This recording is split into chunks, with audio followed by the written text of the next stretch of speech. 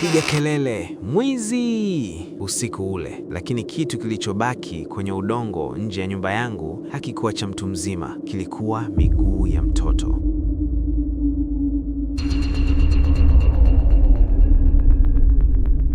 Kabla ya yote, acha nikuambie ukweli mmoja. Maisha ya kijijini huwa hayana drama nyingi. Ukishazoea, unaishi tu, unaamka asubuhi, unaenda shambani, unarudi jioni, unakula, unalala. Usiku ni kimya. Giza ni zito, lakini ni giza la kawaida, si la kuogopesha. Siku ile ilianza kama siku nyingine yoyote. Nilirudi nyumbani jioni, nikachoka, nikakaa nje kidogo nikisikiliza redio ndogo ya bateri. Habari zilimalizika, muziki wa zamani ukapita, nikazima. Nikajua ni muda wa kulala. Nilifunga milango, nikapiga pasi ndogo kwenye mlango wa banda la jikoni, nikahakikisha kila kitu kiko sawa. Nilikuwa peke yangu nyumbani, kawaida kabisa.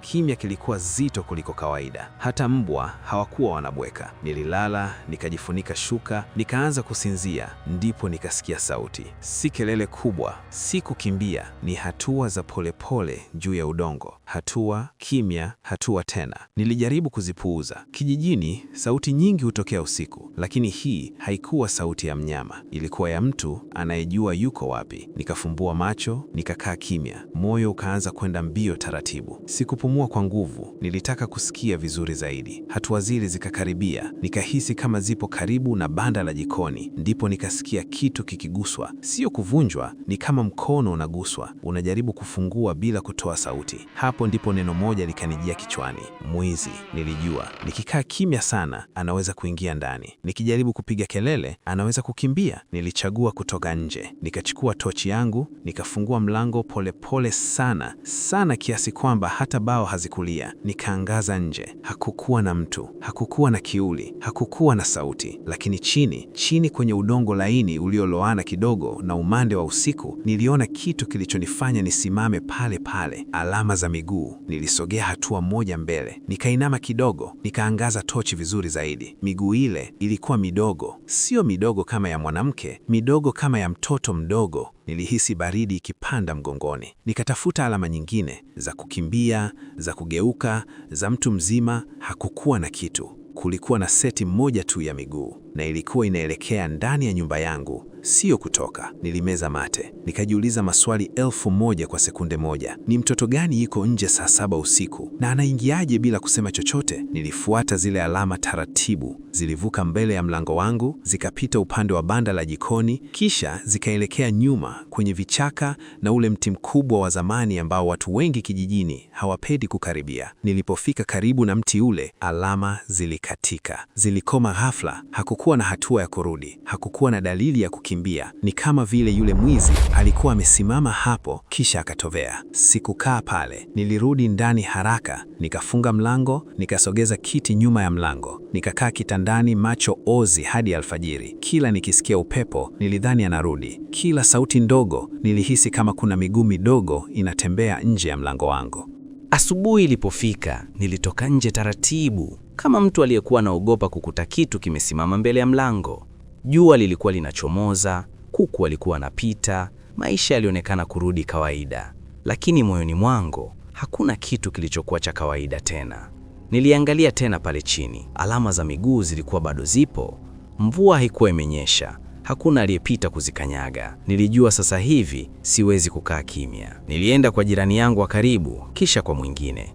Niliwaonyesha pale nje bila kusema chochote. Walipoyaona walinyamaza. Hakuna aliyesema, ni mtoto tu. Hakuna aliyenicheka. Walitazamana, kisha macho yao yakahamia ule mti wa zamani nyuma ya nyumba yangu. Hapo ndipo nilijua wanajua kitu ambacho mimi sikijui. Mzee mmoja wa mtaa alinivuta pembeni. Sauti yake ilikuwa ya chini sana, kama anaogopa hata hewa imsikie. Akasema, hayo mambo ni ya zamani, tulidhani yameisha. Nilimuuliza yanamaanisha nini. Akaniambia miaka mingi iliyopita, kabla sijahamia pale, kulikuwa na kijana mmoja aliyekuwa anaiba usiku, lakini hakukuwa na aliyewahi kumwona vizuri. Kila alipofuatiliwa, alama zake zilikuwa ndogo. Watu walidhani ni mtoto, lakini hakuna mtoto aliyewahi kukamatwa. Usiku mmoja walimfukuza mpaka karibu na ule mti. Asubuhi yake walikuta nguo ndogo za mtoto chini ya mti. Mtoto halisi aliyepotea miaka kabla, hakuwahi kupatikana. Mzee akaniangalia machoni, akasema, kuanzia hapo watu waliacha kufuatilia.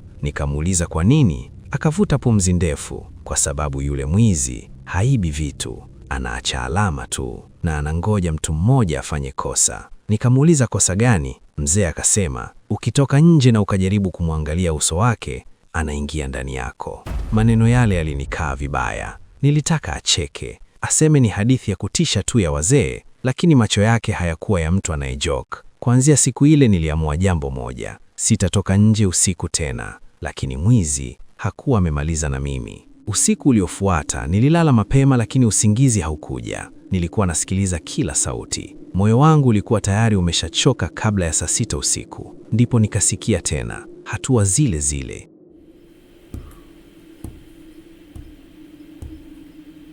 Pole pole, karibu na mlango. Lakini safari hii hazikuwa nje tu. Nilisikia kama mtu yupo ndani ya banda la jikoni. Nikashika tochi kwa mikono inayotetemeka. Nilitaka kupiga kelele, lakini sauti haikutoka. Hatua zikaja karibu zaidi, zikasimama upande wa pili wa mlango wangu. Kisha nikasikia sauti ndogo sana, kama mtu anavuta pumzi. Nilikaa kimya kabisa, sikutaka hata kupepesa macho. Ndipo nikasikia kitu kikigusa mlango.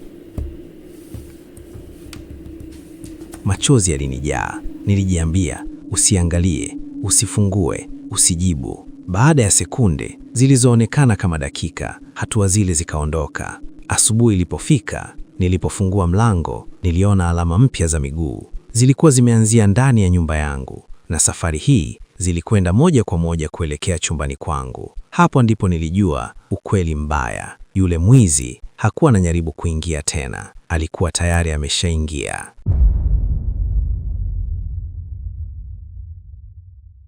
Sikujiona tena kama mwenye nyumba. Nilihisi kama mimi ni mgeni, kama kuna kitu kilikuwa kimekaa pale kinanisubiri nirudi usingizini. Siku nzima nilikuwa macho. Nilikaa nje na majirani, nikajifanya niko sawa. Lakini kila jua lilipoanza kuzama, kifua kilianza kunibana. Nilirudi ndani kabla giza kuingia kabisa. Nikafunga milango yote, nikapiga misumari miwili kwenye mlango wa jikoni. Nikahakikisha tochi iko karibu, simu imejaa chaji, ingawa mtandao haukuwa mzuri. Usiku ulipoingia, kulikuwa na kimya kisicho cha kawaida. Hakuna vyura, hakuna mbwa. Ni kama kijiji kizima kilikuwa kinashikilia pumzi. Nilikaa kitandani nikiwa macho. Saa ilipita, ndipo nikasikia tena hatua. Lakini safari hii hazikuwa polepole, zilikuwa ndogo, za haraka, kama mtoto anayekimbia bila viatu. Nilifunga macho, nikajifunika shuka, nikajiambia nisisikie, nisisogee, nisipumue kwa nguvu. Hatua zile zikaja karibu na kitanda. Ndipo nikasikia sauti ndogo sana ya kubanwa, kama mtoto anayejitahidi kusema kitu. Nilitetemeka. Sikutaka kujua anasema nini, lakini sauti ilirudia tena karibu na sikio langu. Nitazizame. Moyo ulitaka kupasuka. Maneno ya mzee akarudi kichwani mwangu. Ukitazama uso wake, anaingia ndani yako. Nikakaza macho, nikakataa. Kitanda kilitikisika kidogo. Kisha nikahisi uzito mdogo ukikaa mwisho wa godoro. Nikajua bila kuangalia, yuko hapo. Kulikuwa na sekunde chache ambapo nilihisi kama nitapoteza fahamu, lakini nikafanya kitu ambacho sikuwahi kufikiria nitafanya. Nilizungumza, nimekusikia, lakini sitakuangalia. Kimya. Uzito ule ukatoweka ghafla. Hatua ndogo zikakimbia kuelekea mlangoni. Nikashika tochi, nikafungua macho kidogo tu, sio kumtazama, bali kuangaza chini. Niliona alama za miguu zikionekana pale pale kwenye sakafu, ndogo zenye udongo mweusi, zikienda moja kwa moja hadi mlangoni, kisha zikapanda ukutani na kupotea kwenye dari. Nilipiga kelele kwa nguvu zote. Majirani walikuja kukimbia. Walipowasha taa, alama zilikuwa bado zipo, lakini zikaanza kupotea taratibu kama moshi. Asubuhi yake, mzee yule alikuja tena. Aliniona nimechoka, macho mekundu, sauti imepotea. Akasema kwa upole, ulipita mtihani. Nikamuuliza mtihani gani? Akasema, ni mtoto aliyepotea. Anaiba usingizi wa watu. Anaacha alama kwa mtu anayempa nafasi. Nikamuuliza kwa nini aliniacha? Akasema, kwa sababu hukutazama. Sikukaa kijijini hapo tena.